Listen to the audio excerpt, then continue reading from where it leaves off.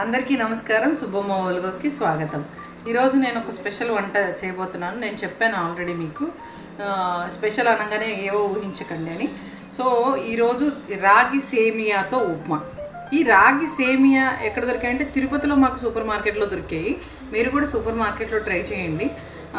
ఈ రాగి సేమియా తినడం వల్ల, ఈ రాగి పిండి తినడం వల్ల చాలా లాభాలు, అవి అందరికీ తెలిసిన విషయమే. రాగి జావా తాగుతాము, అంబలి తాగుతాము, రాగి రొట్టెలు చేసుకుంటాము. సో రాగి సేమియాతో ఇలా ఉప్మా చేసుకుంటే చాలా టేస్టీగా ఉంది, అంటే చాలా హెల్తీ కూడా. పిల్లలు కూడా చాలా బాగా తింటున్నారు. సో కావాల్సిన పదార్థాలు, తయారు చేయ విధానం, దీంట్లోకి ఒక స్పెషల్ పొడి తయారు చేసుకోవాలి, అది కూడా నేను చూపిస్తాను. చలో వెళ్దాం. ఒక కప్పు రాగి సేమియా. ఈ రాగి సేమియా ఎక్కడ దొరుకుతాయని మీ అందరికీ అనుమానం రావచ్చు. చాలా బాగుంటుంది, చాలా హెల్త్కి మంచిదన్న విషయం కూడా నేను ఆల్రెడీ చెప్పాను. సో ఈ రాగి సేమియా మాకైతే తిరుపతిలో పశుపతి మార్కెట్లో దొరుకుతాయి. మరి మీకు సూపర్ మార్కెట్స్లో ఒకసారి అవైలబుల్ ఉన్నాయేమో ఒకసారి అడిగి చూడండి. సో ఇది రాగి సేమియాతో ఉప్మా ఈరోజు ట్రై చేద్దాము. రాగి సేమియాలు, అలాగే ఉల్లిపాయ ముక్కలు, కొద్దిగా కొత్తిమీర తరుగు, కరివేపాకు, అలాగే పోపు దినుసులు.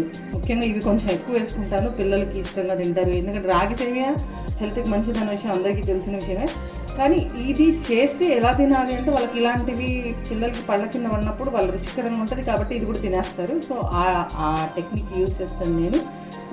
సో కొద్దిగా జీలకర్ర, ఆవాలు, ఈ రెండు దినుసులు, నేను శనగపప్పు, ఉద్దిపప్పు. ఓకే, అన్నీ కలిపి నేను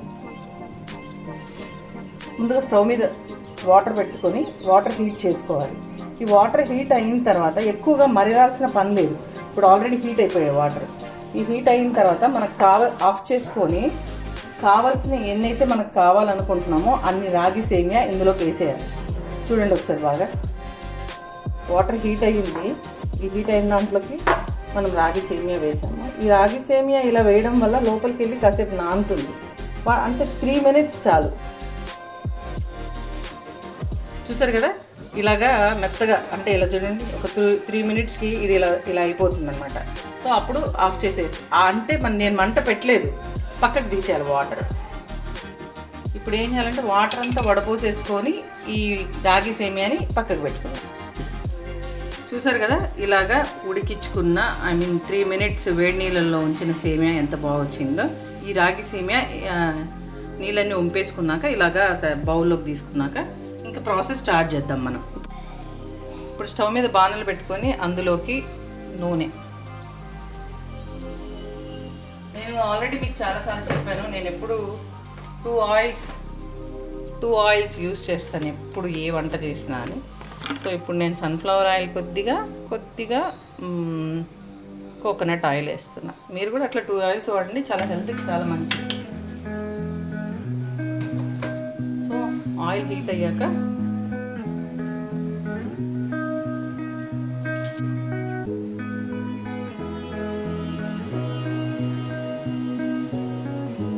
ఓకే, ఇప్పుడు ఏం చేయాలంటే నూనె కాగిపోయింది. మనము రెడీ చేసుకున్నటువంటి శనగపప్పు, ఉద్దిపప్పు, జీలకర్ర, ఆవాలు ఇందులో వేసుకుంటాం.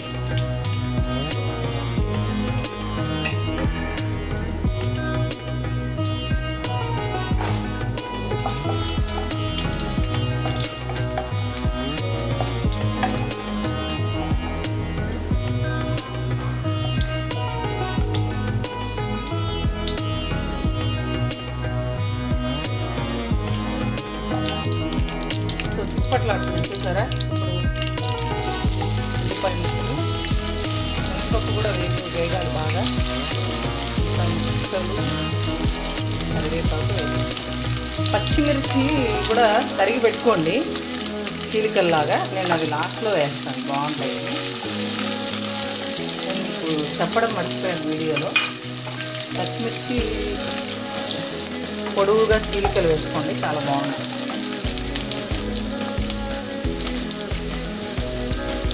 2 ఎండుమిర్చి వేస్తున్నాను నేను, ఎందుకంటే పచ్చిమిర్చి మీరు వేసుకోవచ్చు కావాలనుకుంటే, బాగుంటాయి. ఇప్పుడే పచ్చిమిర్చి చీలికలు వేసుకోండి, చాలా టేస్ట్గా ఉంటుంది. మా దేవాంశు పచ్చిమిర్చి చూసాడంటే కారం లేకపోయినా కూడా నాలుగు బయటకు పెట్టి కారం ముందు నేను తిననని తప్పించుకుంటాడు. సో నేను అందుకని ఈ ఎండుమిర్చి ఇలాగే వేసామంటే పెద్దవాళ్ళు ఎవరైనా కారం కావాలనుకున్న వాళ్ళు ఇది కొనుక్కొని తింటారని నేను అందుకోసం వేసాను. సో ఇప్పుడు బాగా చూసారా, శనగపప్పు అంతా వేగిపోయింది. ఈ వేసిన ఎండుమిర్చి కూడా బాగా వేగిపోయింది. మీరు పచ్చిమిర్చి వేసుకోండి, చాలా చిలికలు చాలా బాగుంటుంది ఆ టేస్ట్, ఆ ఫ్లేవరు. సో ఇప్పుడు ఈ రాగి సేమియా మనం వేసేసుకోవాలి.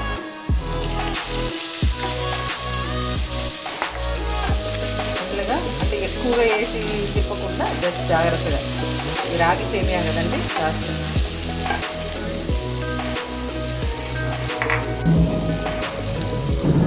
ఇలా జాగ్రత్తగా తీసుకోవాలి.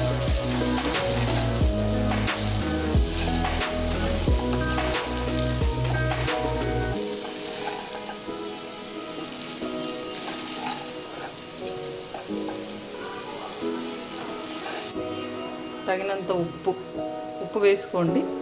మీరు